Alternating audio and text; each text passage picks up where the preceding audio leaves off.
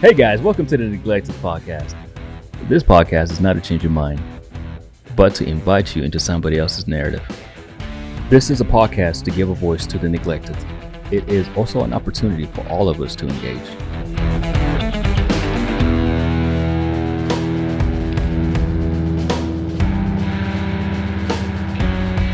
Hello, the Neglected Podcast listeners. This is your host, Jovanna, and I am here with a friend of mine, Angela. Say hi.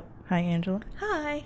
And we will be talking today, and just very thankful for her being willing to share her story. And just as a reminder, the Neglected Podcast is here not to change people's minds, but to just give you an invitation to someone else's narrative. And we're just very thankful that Angela's here and she's willing to share.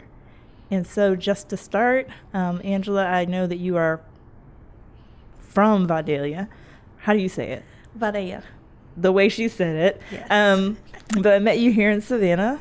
And so just share what your background is. What was it like growing up? My background, I grew up in Vidalia. I moved there when I was 5.5. Mm-hmm. So around the time I was adopted. And I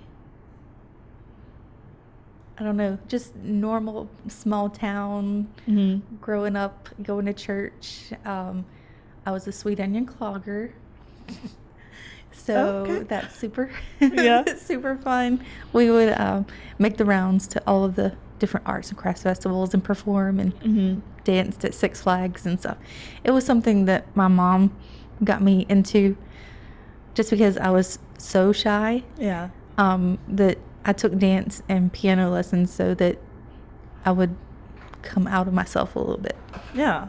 Well, I think that's cool. I didn't know that they were cloggers. That's pretty awesome. Yes. Yeah.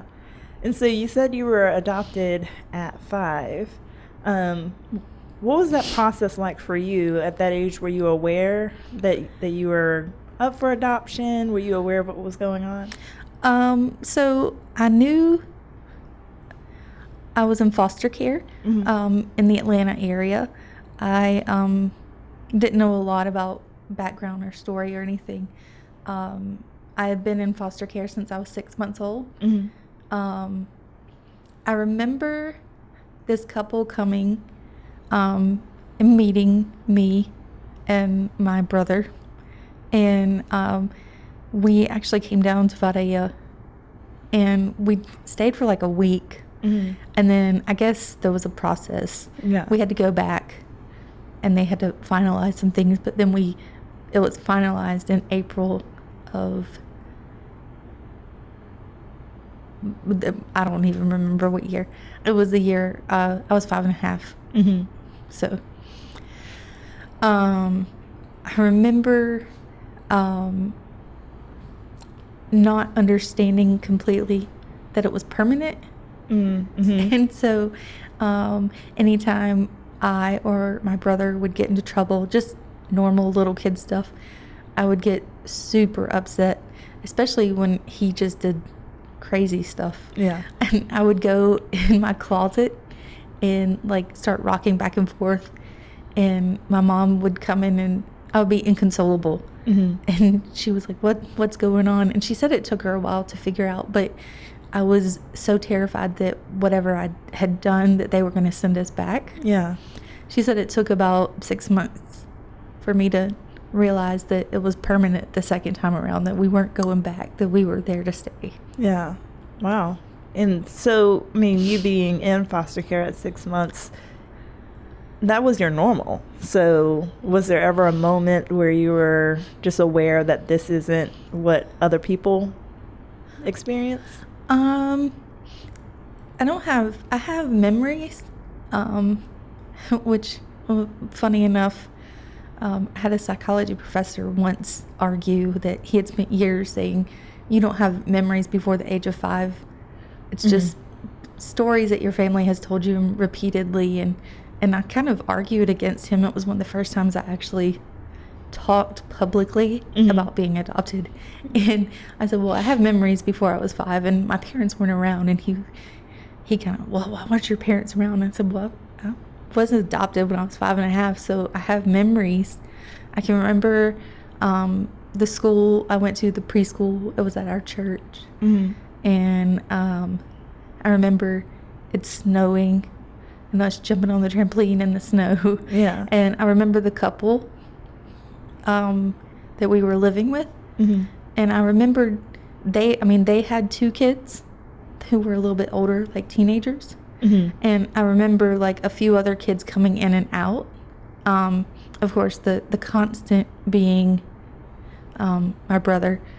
And we are not biological, but we're forever brother and sister now. Yeah. No, I mean, I think that's interesting that, I mean, just from what I can think of from school, there's just a lot of debate about like memories and what you can recall and what you can't recall. And so for you, you do have some memories from being before 5. But as a 5-year-old, it sounds like there was that moment, at least in your 5-year-old brain, where you thought, like, man, if I keep acting up or something bad happens, we'll be sent away or something's going to happen. Yeah. Yeah. And you touched on that your brother is not your biological brother. Were y'all adopted at the same time? We were. So I was about 5.5, and Atlanta, Vadea, they're about 3.5 hours apart.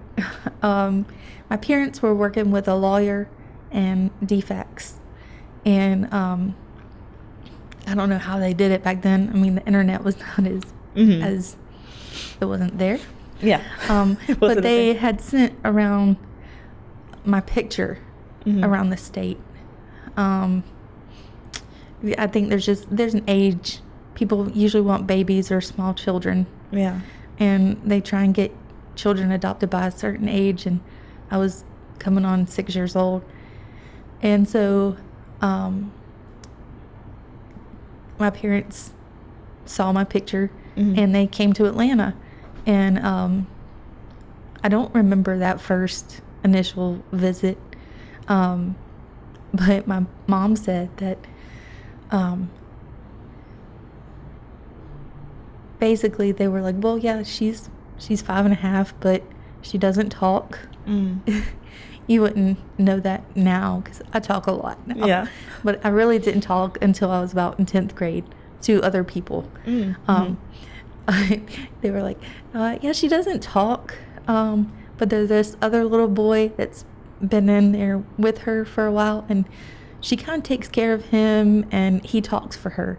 And he's almost 2 years younger than me, so he's 3.5, and like super talkative.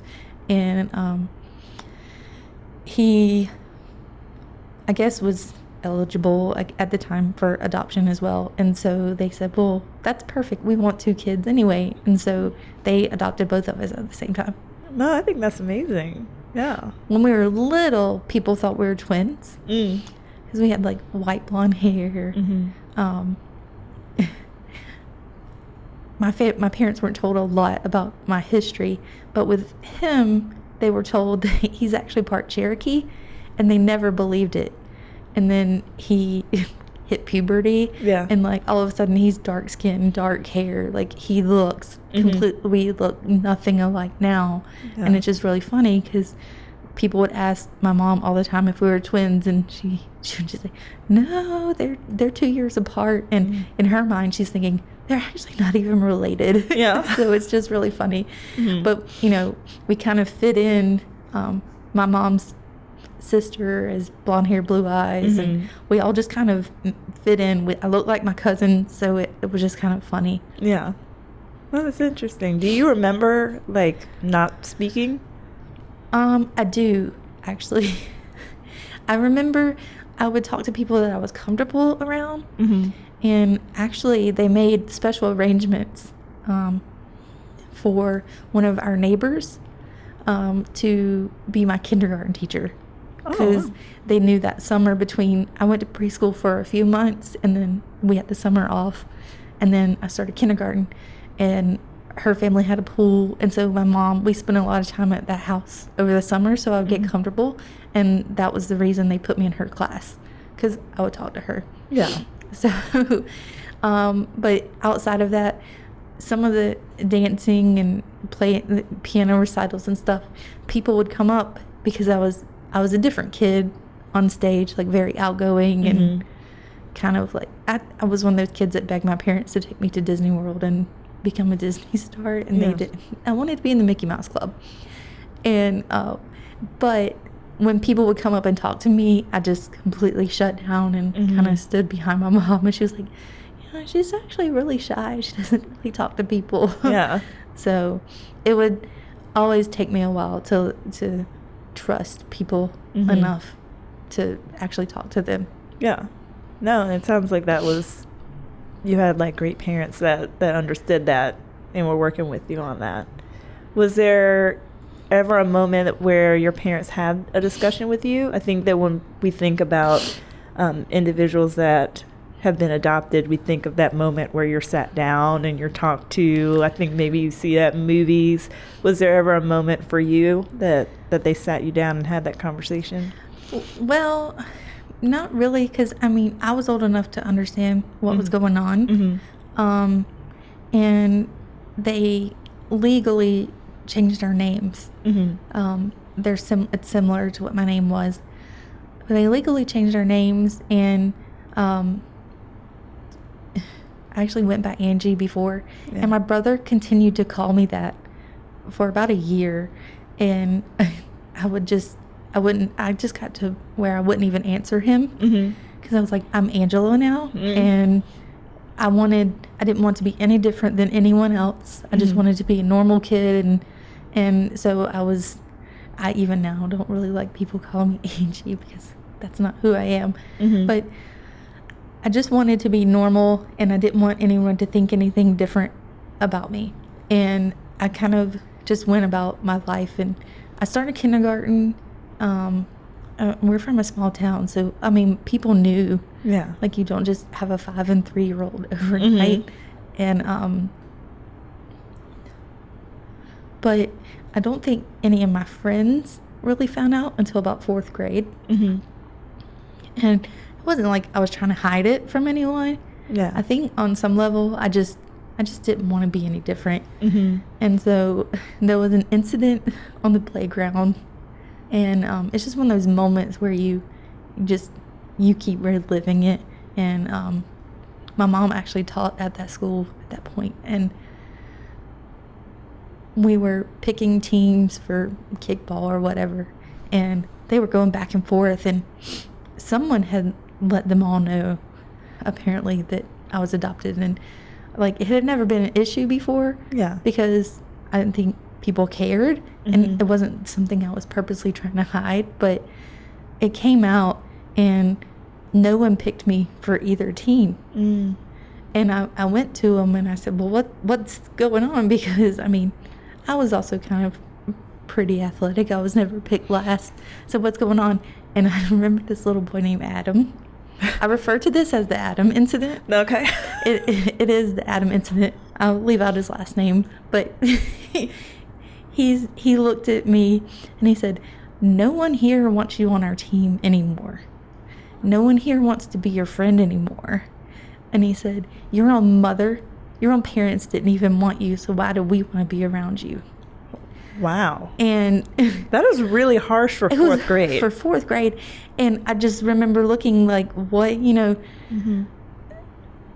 how is this an issue now? Like, I just didn't know what to say, and I just started crying. And I had one really, really close friend at the time, and she was new that year, so she didn't have a lot of friends. But I cried for days. I would cry and stop and cry again, and I wouldn't tell my mom what happened. Yeah. I was so ashamed, and I didn't want her to think that I was ashamed of them. I just didn't want her to know what had happened. Yeah. And finally, my friend went to her and told her everything that happened. And it actually, the rest of that year got really bad, because none of our friends would hang out with me or play with me or do anything for the rest of the school year. And it was really rough. But my mom and dad sat me down at that point, and they said, there's nothing further than the truth from that. They said, we actually got to pick you. We went all the way to Atlanta to find you. And they said, we think we're the luckiest parents in the world, because we got to pick our children, and these other parents, they're stuck with what they got. Yeah. And you know, you imagine like that's what you would say if you had a kid that was adopted. You want them to know, like, I wanted you. Nothing could be further from the truth. But I think there was still that part of me that was like, you just believe these lies about yourself. Yeah. And so I just kind of internalized that for years, where if there was like a relationship, I ever doubted, you know, this person doesn't really want to be with me. They're just doing it out of pity. Yeah. Or they don't really want to be with me. No one really wants to be with me, except for my parent, you know, like, and they're kind of stuck with me now. Mm-hmm. But I just kind of started, I kind of went back into my being withdrawn. So I was always like the nerdy person who took piano and dance and stuff, but beyond that, I was kind of really withdrawn. Yeah. No, and I could imagine that, you know, having that spoken over you, and so much of the words that are spoken over us, they have an impact. I don't know why they told us sticks and stones will break your bones. Words will never hurt me. Like, that's absolutely not true. Words are the worst. Yeah, no, because they plant seeds in you, and then your brain starts looking for evidence that it's true. And for you, having someone speak that over you, it planted and it hit as truth. And even though it sounds like your parents did a fabulous job of explaining to you that we sought you out, that we wanted you, that we love you, and I'm sure that like somewhere in your mind you knew you were loved, it makes sense that the Adam incident really like struck a nerve. Mm-hmm. And what was the healing process like for you, like having that moment of like, maybe I'm not wanted? So I kind of stuffed it all down, and for years I just I went about my life. I didn't feel like it was a huge deal, and I didn't think it was affecting me. But things are different these days. People are much more open, talking about adoption and talking about like with even having open versus closed adoptions. Back then it just really wasn't talked about very much, so I always felt like there's no one else like me, and I am the weirdo who no one wants to be friends with. And so I think going off to college was the first time where I purposely hid part of myself from other people, because I wasn't trying to hide that before. But then I got hurt, and so then I was like, oh well, maybe if people in college find this out about me, like all these new people, maybe they won't like me either. So that was the first time I started like just not talking about it, or it just didn't come up. It wasn't a thing. Yeah. And you mean like wasn't a thing, like I guess it's not something that you just like typically ask somebody. Yeah, so like you have your family pictures in your dorm, and no one's gonna rudely point out that, hey, you look nothing like your parents. But to me, I'm very fascinated with genetics, and so I'll see people's family pictures and I'm like, oh my gosh, I see so much of like your dad here or your mom here. And looking at family pictures, I was just like, I don't look like anyone. Yeah. So my mom and I will laugh about it now, because there are very obvious differences between our personalities, and we'll just joke about it, and she'll just be like, you're so not my daughter, but you are. Yeah. Like you're not like me at all. Like I know. I'm kind of super compulsive, organized, and she would lose her head if it wasn't attached. Like she's not organized at all. And I'm more like, I probably am more like my dad though but it's more learned behavior for him. Well, that makes sense. I think when you're in certain ages, there's that craving to fit in. So it makes sense. There's like, I don't want to do anything that's going to set me apart. If there's anything that I might share that will make me different. When I feel like it even affected where I chose to go to college, I wanted to go as far away as I could, but still be in state. Hope Scholarship, woohoo. Yep. You want to take advantage of that. And about 80% of my high school class was going to Georgia Southern. And my aunt and uncle both were assistant deans of different departments there, and it was just always assumed I would go there. And I think my uncle was really hurt that I just didn't choose Georgia Southern. I said, nope. Yeah. I want to go where no one knows me. And there were maybe 3 people from my high school. I went to Valdosta. Yeah. I loved it. No, that's so that anonymity of just being able to be whoever Angela wanted to be and share and disclose whatever you wanted to share and disclose. Yeah.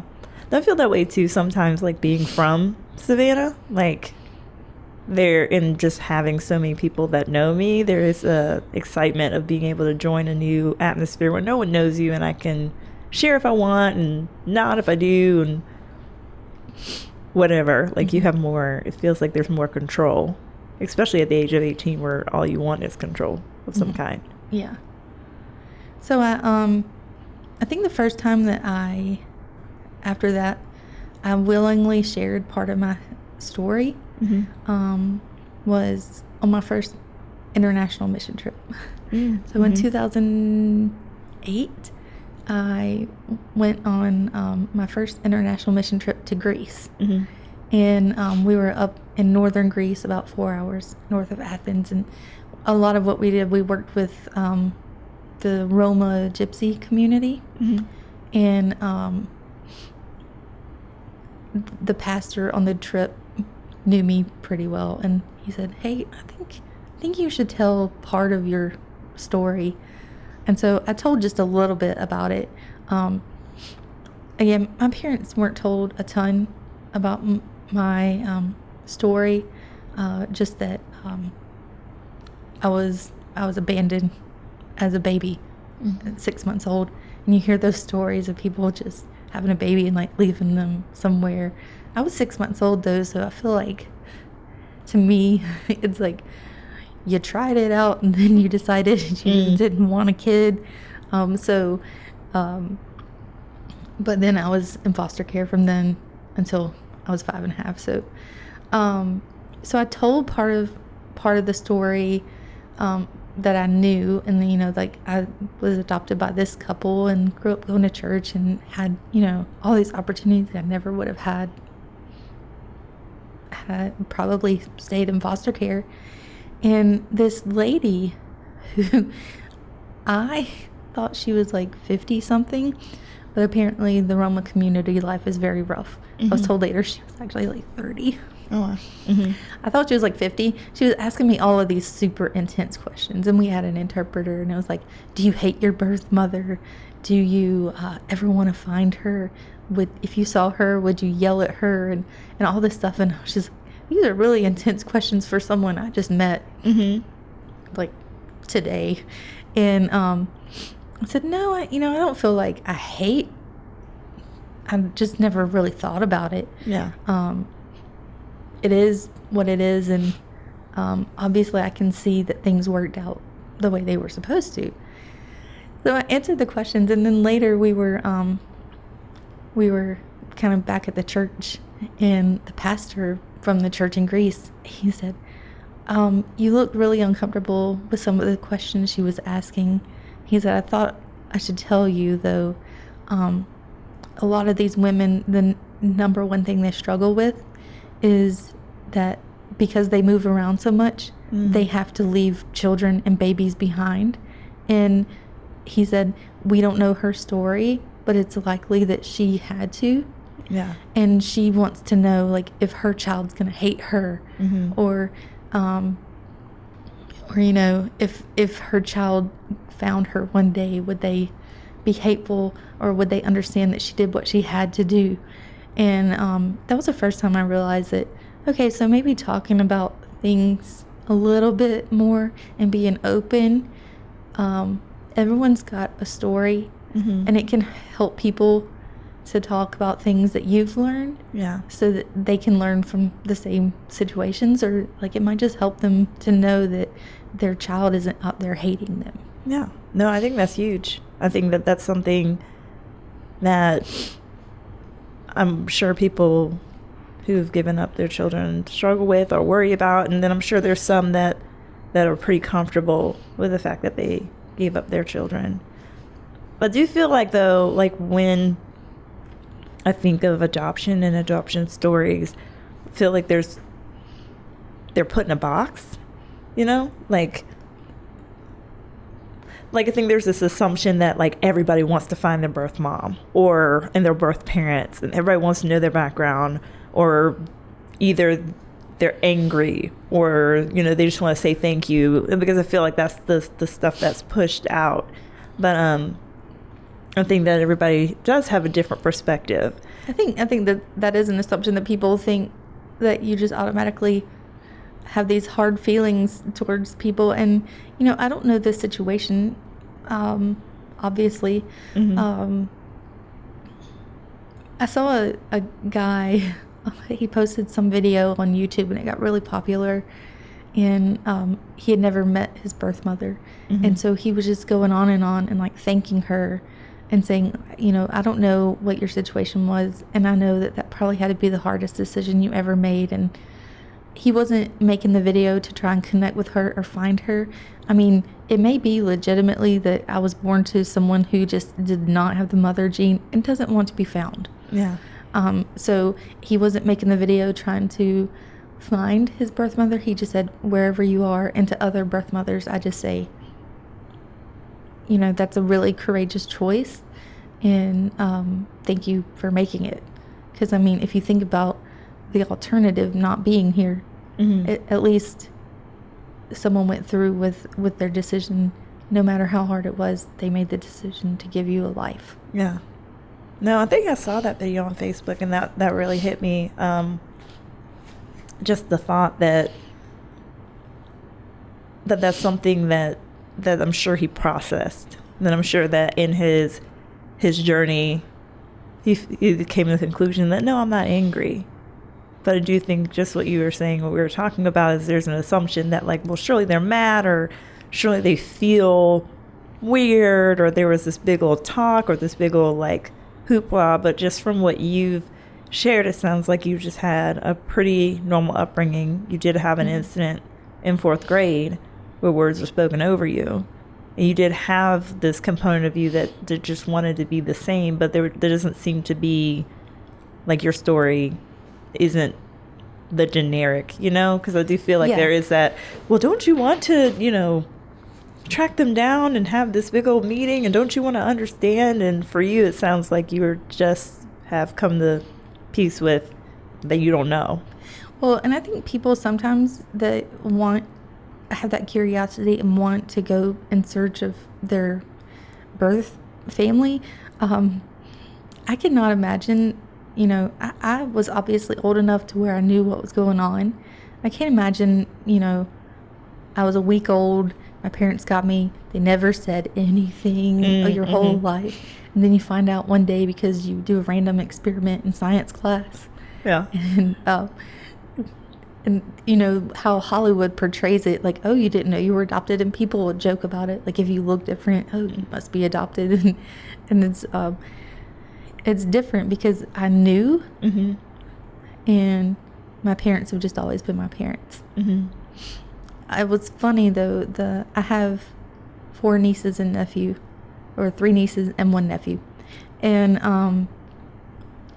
I remember when the oldest 2 put 2 and 2 together, and then it took them a few more months to realize that their dad and I were not brother and sister.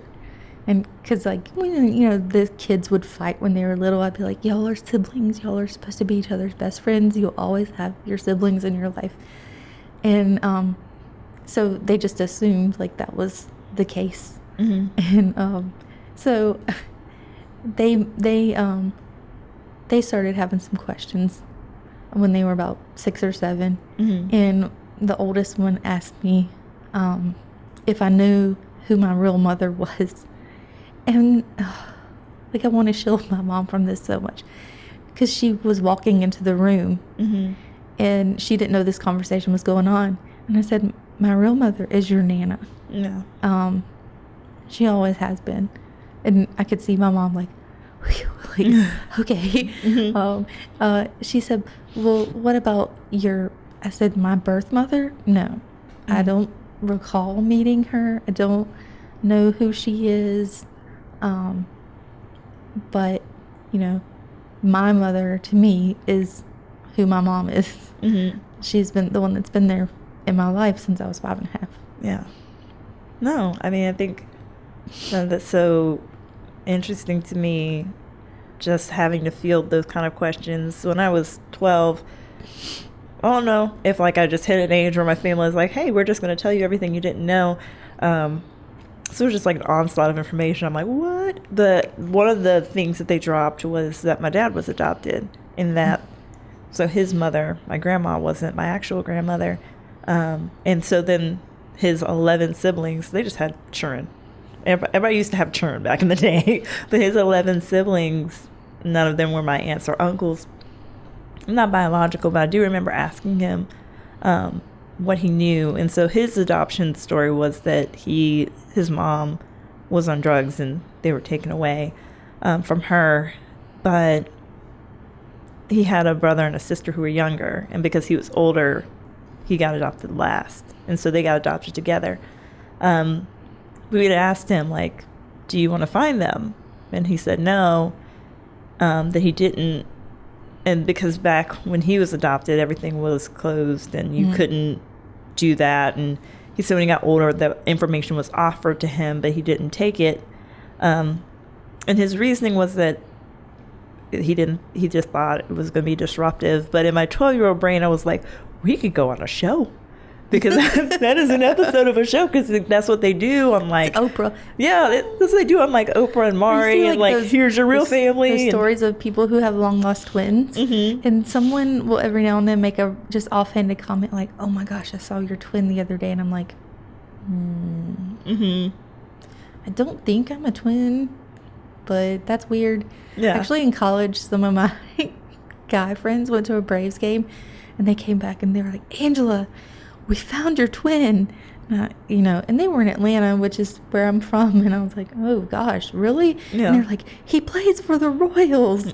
And I was like, he? Yeah. And so I have a guy brother. I was like, first of all, that's not how boy-girl twins work. But I looked him up and it was kind of freaky. He looked like the dude version of me. And then I like dug a little deeper and I was like, oh, he was born in Atlanta, he's 3 years older than me.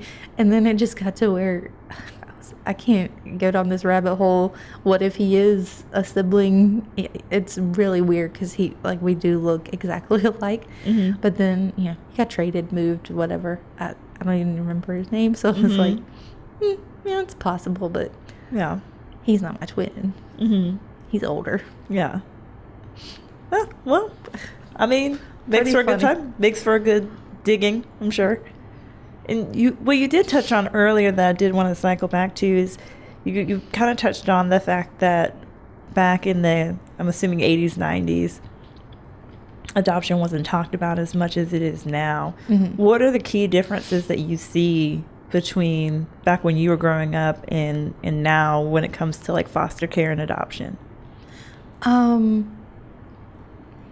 So yeah, it was really weird. I don't know if it was because we were from a small town. I knew of 2 other families in our town that had kids that were adopted, and one of them they adopted a boy and then found out they were pregnant, and the girl, she's my age, and so they would fight back and forth when they were little, and she would say things to him like, you're not our real kid, and he would use the whole they picked me, they're stuck with you argument with them their whole lives. And then there was another family, and this was my mom's biggest fear. Back in the day, birth mothers had, I think, 6 to 9 months to change their mind. And this family in our neighborhood had adopted a baby, like 1 day old, had it, and the day before the 6 months, the birth mother decided she wanted her child. And you think about a 6-month-old, at that point they've bonded with the people that have been caring for them. And so I don't think, I mean, obviously that was not the case with us. No one was going to come back 6 months from then and take us away at that point. But I remember my mom telling me about that and just saying that she couldn't imagine it and it would crush her if that had happened to her. Yeah. They ended up adopting another little girl. She was in our neighborhood. They were very overprotective. Yeah. But, you know, based on what they had been through before, like, she didn't leave her house very much. But, yeah, it was different because I don't feel like people talked about it as much. It wasn't, like, the subject of a TV show or a movie. It was always kind of the insult to the one weird kid, like, oh, you don't fit in, so you're probably adopted. Yeah. Now it's more, I mean, you have the whole, or thinking back to 80s, 90s, the only way it was, like, super obvious was if it was a foreign adoption. Yeah. And I remember my friend and I in 4th grade saying that, I mean, she knew that I was adopted and she didn't care. And we talked about how when we were older, we wanted to, we wanted to have a rainbow family. We wanted to adopt all different races and then all of a sudden, I guess celebrity culture kind of made that more popular. Yeah. Not as a bad thing, but it does bring awareness. But sometimes I look at them and I'm like, yeah, that kid is super, super lucky. But then I think about how many kids are here in our own country in foster care and who need homes. And also the assumption then was foster care wasn't as widely known about, I guess. I feel like people would just assume that my parents would pick me up from the orphanage. Very, like, you see the movies and people are like I wasn't little orphan Annie. Yeah, it's not. With, like, living with, like, 20 kids and Mrs. Hannigan. I was in a home with 2 or 3 kids. And so foster care has become more talked about. Adoption's been talked about more. And I've seen the different levels of it too. I have different friends who have adopted, and some, like, they found out 3 months before their daughter was born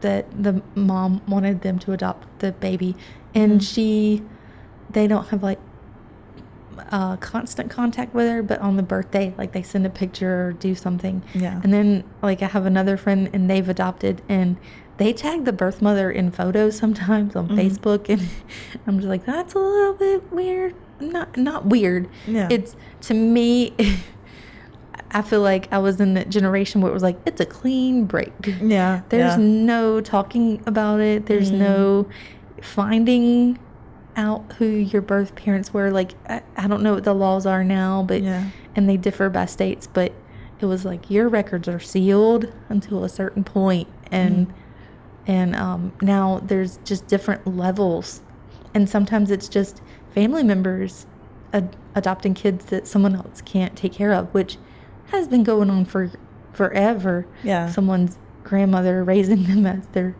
their child, but I think now it's more open. Yeah, when you said that triggered a memory of that. Interestingly, I don't know what's wrong with my family. Like, I just think they're like, you're 12, let's just hit you with all this information. But my grandma then told us that she grew up thinking that my great-grandmother was her sister, because we're not going to get into that, her grandmother raised her. But yeah, so for me, I think growing up, because we're not that far apart in age, I just thought families were more colorful. So just even the thing that you brought up about what the 4th grader said to you is just, I think, just an evidence of, like, how it was in that time frame of like, you have a mom, you have a dad, you have your siblings. Like anything outside of that, like you being raised by your grandma, that's weird. But like for me, because my family was so like this is my parents, this was their second marriage, and like I had half siblings. So for me, family was just funky. Like your family's just an assortment of funky people.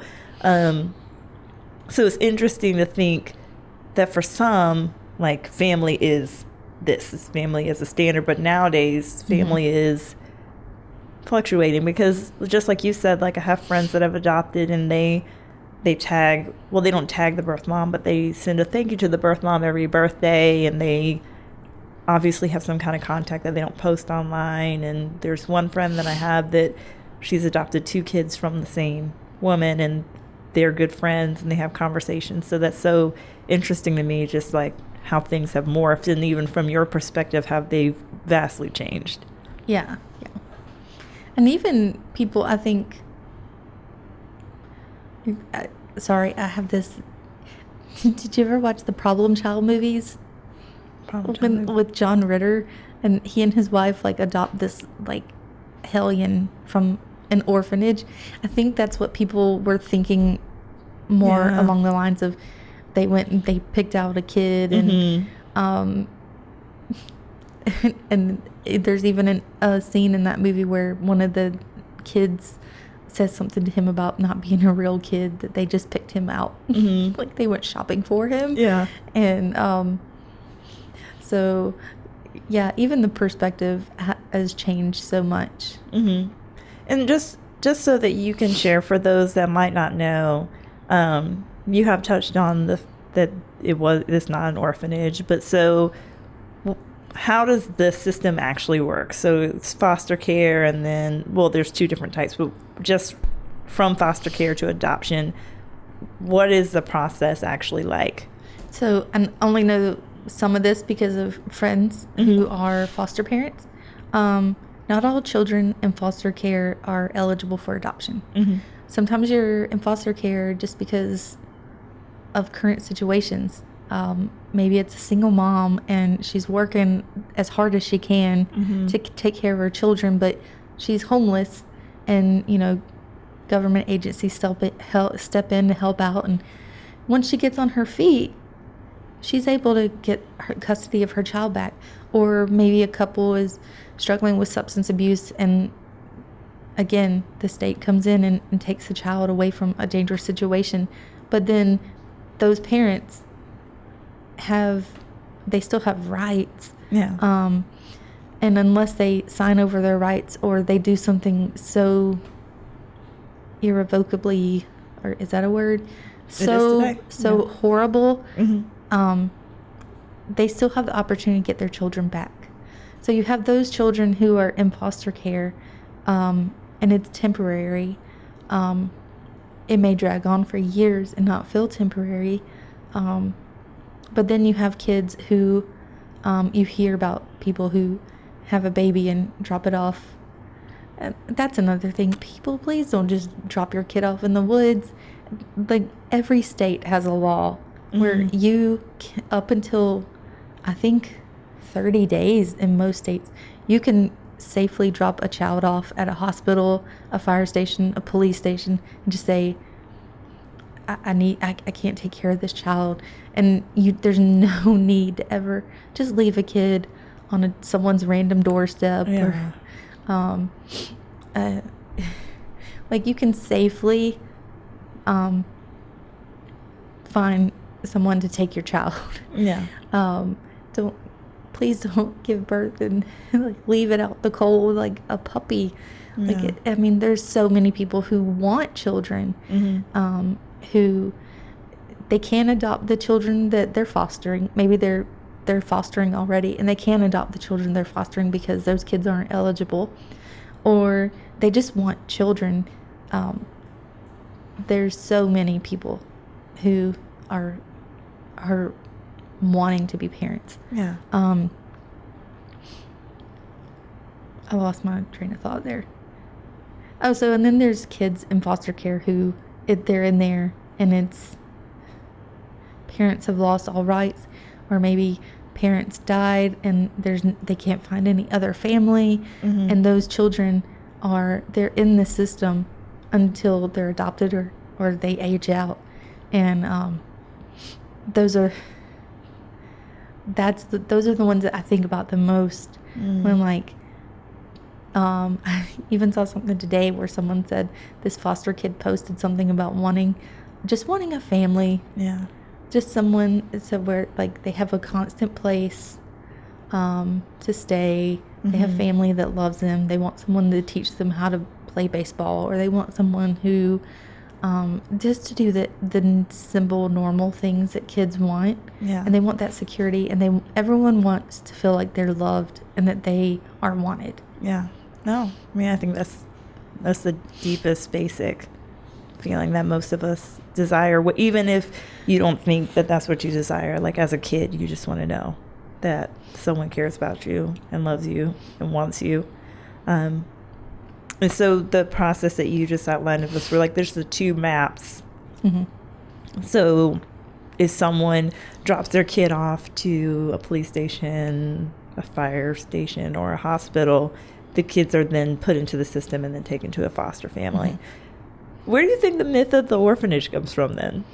I mean, they actually existed, and I can remember actually being in elementary school, and there's a children's home in Baxley, and our little Sunday school, it was like we had GAs, Girls in Action. We were Baptist, and we all, like, we did a fundraiser and we bought Christmas gifts, and they took us in the church van, and we went down there and we had like a Christmas party with the kids in the children's home. And this is again at a time I remember going on this visit and going to my mom and saying, I wasn't in a place like that. She said, no, there's differences.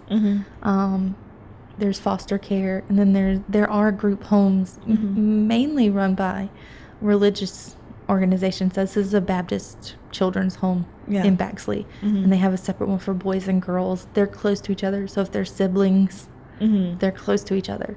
But the whole Orphan Annie, or like you do get the foster parents who are in it for the state money, but they don't get very much, so you're not in that. That's not a lucrative career. You're not Miss Hannigan. You're not getting $200 a head. That movie is just not realistic. You're not going to cram more children into a New York City apartment than is legally able to do.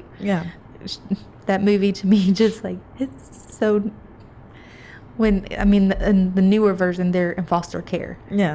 And but even that, they wouldn't have a situation where they have 5 girls sharing one bedroom. You still have to abide by laws and occupancies in New York City apartments, and it's made out to make the foster mother look like she's in it for the check from the government. And I don't know what New York pays, but most states it's enough just to help a little bit. It's not how you make your money. So I think movies kind of contribute to that. But I don't know. No, I don't know. I love Pollyanna growing up too, but but I mean, so there's good and bad there. No, I think that's exactly it. Like, especially if you're not having conversations, which what you pointed out, there's more conversations about this kind of stuff now, where more people are talking about being foster parents and their foster parent journey, or they're talking about their adoption process. I think social media, that's a good thing to me about social media, is that people can post their stories so you can see what actually is the behind the scenes, because if that's not in your story, if you don't know anybody with that story, then you just automatically assume that, oh, if someone doesn't want their baby, or someone has a baby and decide they can't take care of their baby, then your child is automatically going to go to this horrible place, or they're going to be tossed around, or you don't really know. You just can base it off of like either horror stories or what you've seen, as opposed to. And I have mixed feelings about social media. I know in foster care, you're not allowed I think, to post pictures of the children. But sometimes I feel like even, I know certain friends who have private pages where they talk about the struggles, and they're very real with what's going on. And it's separate from their main profile. Yeah. And I feel like that's good because you're inviting the people to that private area who are not going to exploit that, or you have to maintain, I mean, again, because you don't know the differences in the cases for the children, and they deserve their privacy and not having everything put out in the world before them without having a choice about it. Yeah. I don't think I know anyone who's like super public, but I feel like, I don't know, I struggle with like how much to share or not share. Yeah. And like when my nieces were younger, I shared a lot more, and then I thought, well, are they going to be happy with this in 10 years? Yeah. That I showed this picture of them. So I just kind of stopped posting as much. And now, like, once they were old enough, I'm like, can I share this picture? Like, you look really cute. Like, asking for their permission. Yeah. But that's just the whole evils of social media, I think. No, for sure. It's like our photo But I think book. it's good in getting conversations started, and the awareness. I didn't realize what a CASA volunteer was. And it started popping up because I follow people, I guess, Facebook listens to you, different people, and this ad pops up for CASA volunteers. And I didn't know that that was a thing. And I actually have a friend who's starting training this month to become a CASA volunteer. And that's a court-appointed special advocate, I think. So you get assigned to a child. Once you're assigned to this child, that child could move from one home to another home. Yeah. You are the constant in that child's life. So where you may not be in a position to foster and adopt them, but you're the constant in that kid's life. And even if they have to go to court, the judge will listen to the CASA volunteer over foster parents and birth parents. Oh, wow. Because they build up the relationship over years or however long the kid's in foster care. And if the CASA volunteer talks to the child and the child's like expresses any anxiety or anxiousness, anything like about going back to their birth parents, and there's a custody hearing, they're like, what do you think? Should this child be reunited with their family? All they have to say is no, and then they can talk privately with the judge and say, this was told to me, this happened on visitation. They advocate for the child, because sometimes things go on even with foster parents that they don't realize it's going on with the children on visitations or stuff like that. But this is someone who's there for them. Yeah. And I did a first aid CPR training for a part-time thing I do. And I learned, because someone was going through CASA training, that if your kid has some kind of special need or needs, like they get transferred overnight to a new foster home and they have a certain medication or EpiPen or something that doesn't come with them, then you as the CASA volunteer can go directly to the judge. You can go to the pharmacy and say, I have this kid, he doesn't have his EpiPen, he's very allergic to this, and you take it to the new house. And so you are the advocate for that child. No. And I know people that have done that in the past, and you maybe at most have 2 kids at a time that you're an advocate for. No, I think I didn't know that. And I think that wow, what a great addition, because I know that the caseloads must be so huge. So to have that extra person that can be close to be able to speak to that's amazing. And I mean, with that, I didn't realize that was a thing. And I'm thinking, should I do that? That's a way I could get involved and, be there for a kid. I'm not in a position where I can foster or adopt. But that's a way that you can help out. Or if you know a family that has foster children, even approaching them, if you have a relationship with that family, saying, hey, can I bring dinner to you once a week? Mm-hmm. Or can I come over and do laundry?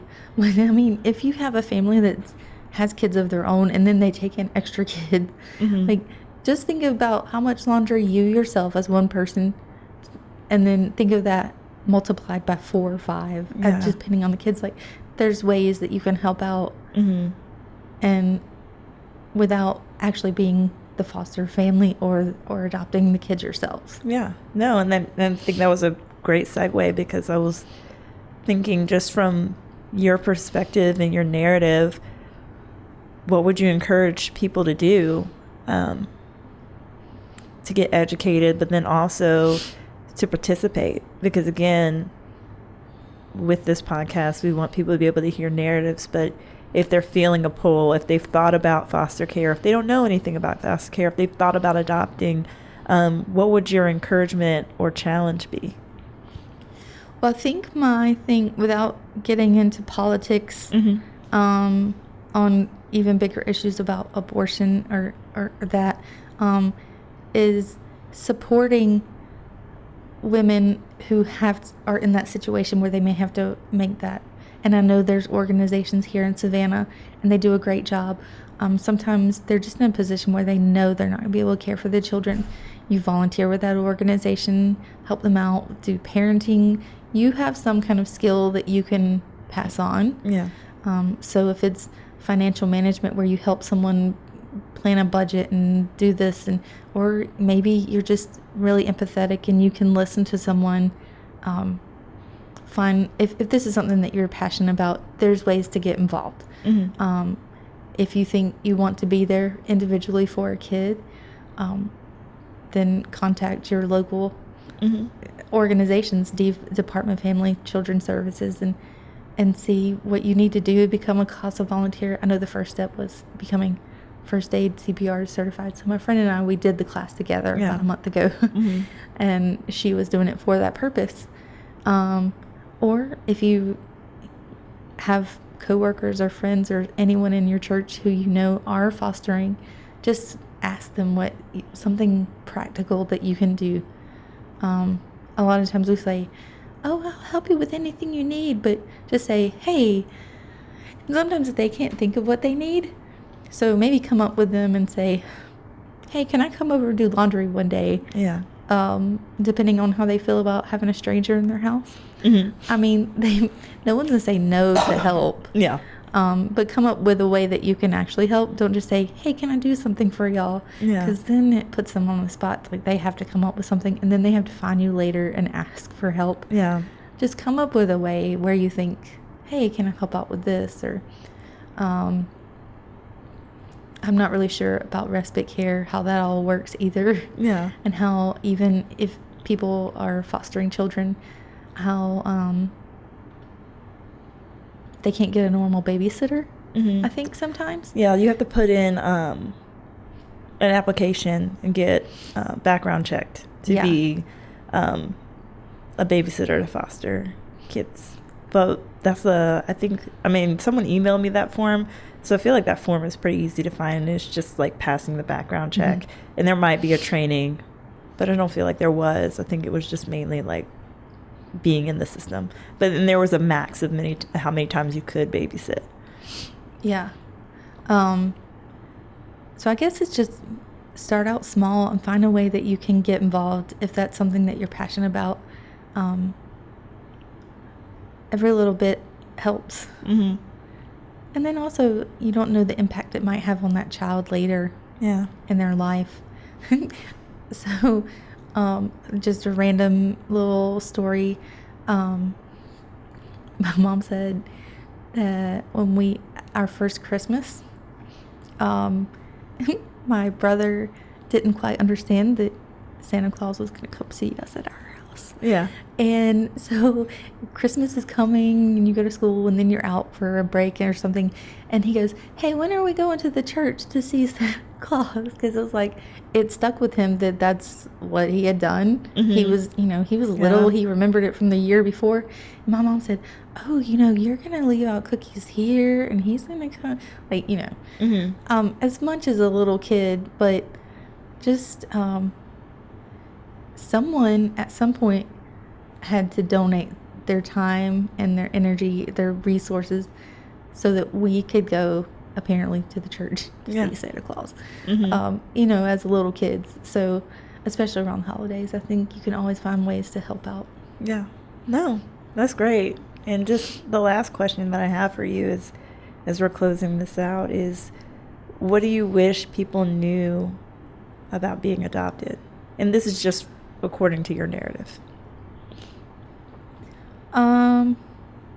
I think with me personally, I'm not gonna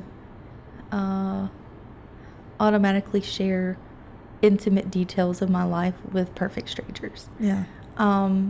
It's taken me a while to get to a point where I trust people. I say that, and then I'm sitting here talking to who knows, whoever's listening to this. Everybody is different. There are people who hate their natural families and wish that they were adopted and had someone else in their corner. And there are people who are adopted who don't have good relationships with their families. So you can't make assumptions about anyone. Everyone's story is different. Yeah. And I think that's it. Yeah. Well, thank you so much for sharing. I appreciate you. You're welcome. Thanks for having me. Yeah, being honest. I think that's a gift. So thank you for that. And as always, guys, we'll catch you next time. Bye.